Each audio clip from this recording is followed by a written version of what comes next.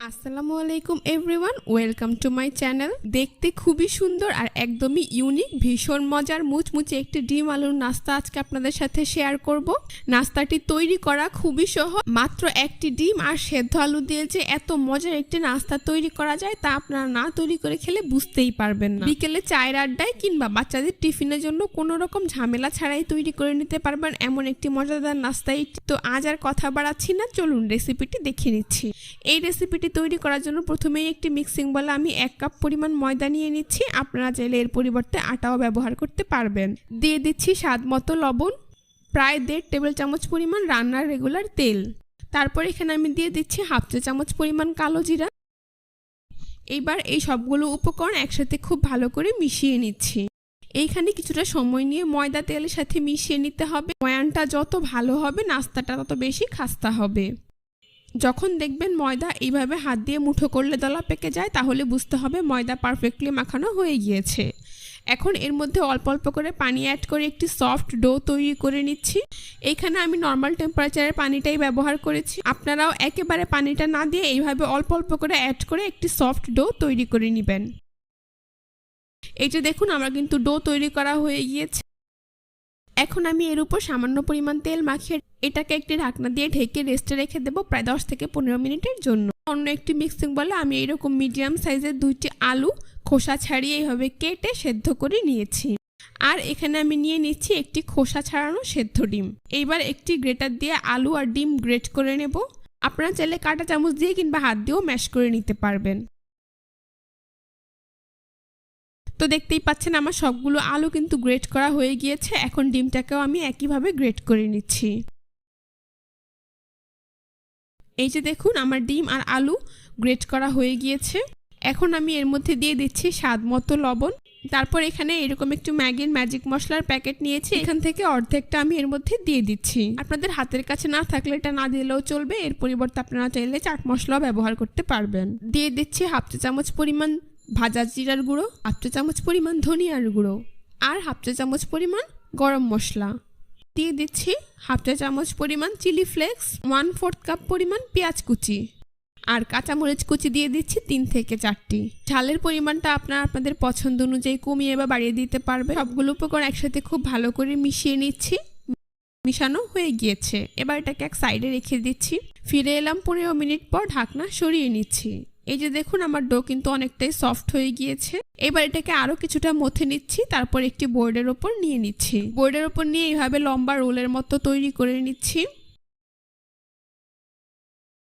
তারপর একটি ছুরি দিয়ে আমি এটাকে সমান 6 থেকে 7 ভাগে ভাগ করে নিচ্ছি।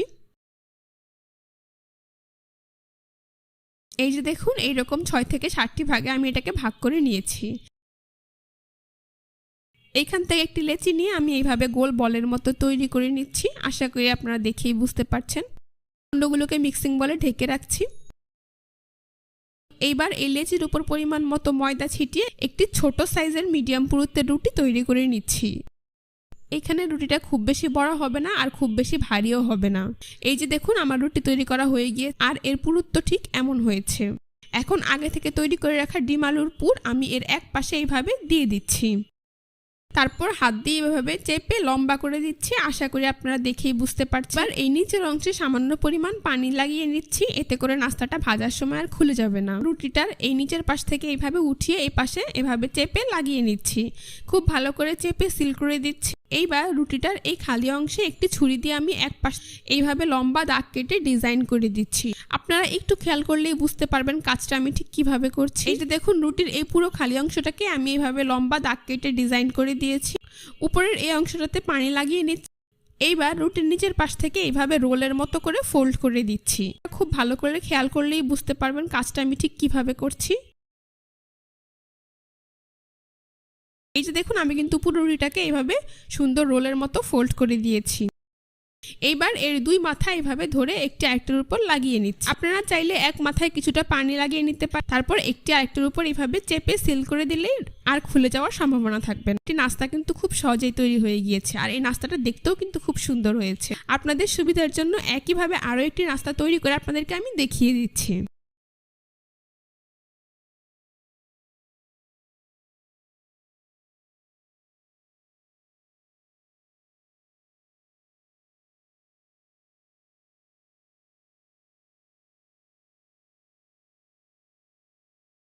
আপনারা চাইলে এইভাবে ছুরি দিয়ে দাগ কেটে ডিজাইন করা ছাড়াও নাস্তাটা তৈরি করে খেতে পারবেন।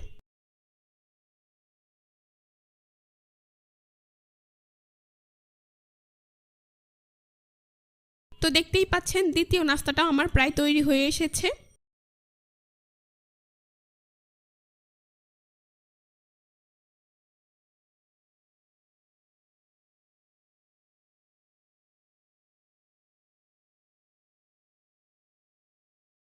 আপনাদের যদি মনে হয় নাস্তাটা এইভাবে সিল করলে খুলে যেতে পারে, সেক্ষেত্রে আপনারা চাইলে এরকম একটি কাঠি বা টুথপিক দিয়েও নাস্তাটাকে এইভাবে লাগিয়ে নিতে পারেন। পরবর্তীতে নাস্তাটা ভাজার আগে এটা খুলে ভেজে নিলেই চলবে। এই যে দেখুন আরও একটি নাস্তা কিন্তু আমার তৈরি করা হয়ে গিয়েছে। তো সবগুলো নাস্তা আমি একইভাবে তৈরি করে নিয়েছি। এখন নাস্তাগুলোকে আমি ভেজে নেব। সেই জন্য চুলায় একটি কড়াইয়ে পরিমাণ মতো তেল দিয়ে তা মিডিয়াম হিটে গরম করে নিয়েছি। এখন নাস্তাগুলোকে একে একে গরম তেলে দিয়ে দিচ্ছি। সবগুলো নাস্তা থেকেই কিন্তু আমি টুথপিকটা ছাড়িয়ে এরপর নাস্তাগুলোকে গরম তেলে দিয়ে দিচ্ছি। নাস্তাগুলোর এক পাশ ভাজা হয়ে গেলে এগুলোকে আমি উল্টে দিচ্ছি। এভাবেই চুলার আঁচ মিডিয়াম টু হাইতে রেখে কিছুক্ষণ পরপর উল্টে পাল্টে গোল্ডেন ব্রাউন কালার আর ক্রিস্পি করে ভেজে নেব। এই যে দেখুন নাস্তাটা কিন্তু ভাজা হয়ে গিয়েছে। এবার একটি ছাঁকনি দিয়ে আমি এগুলোকে তেল থেকে তুলে খুব ভালো করে তেল ঝরিয়ে একটি নাস্তার প্লেটে নিয়ে নিচ্ছি। বাকি নাস্তাগুলোকে আমি একইভাবে তেল থেকে উঠিয়ে তেল ঝরিয়ে তারপর নাস্তার প্লেটে নিয়ে নিচ্ছি। এইবার গরম গরম পরিবেশন করে আপনাদের দেখিয়ে দিচ্ছি। দেখুন নাস্তাগুলো দেখতে মাশাআল্লাহ কতটা সুন্দর হয়েছে আর খেতেও হয়েছে অনেক বেশি মজাদার। আপনারা একবার তৈরি না করে খেলে বুঝতে পারবেন না এটা ঠিক কতটা মজাদার আর ইয়াম্মি হয়েছে। বাচ্চারা খেতে ভীষণ পছন্দ করবে আর বিকেলে চায়ের আড্ডা অথবা অতিথি আপ্যায়নে একবার তৈরি করলে দেখবেন সবাই বারবার এটাই খেতে চাইবে। তো রেসিপিটি ভালো লাগলে আমার চ্যানেলটি অবশ্যই সাবস্ক্রাইব করে দিবেন, পাশে থাকা বেল বাটনটি অন করবেন। সবাই অনেক বেশি ভালো থাকবেন, সুস্থ থাকবেন। আল্লাহ হাফেজ।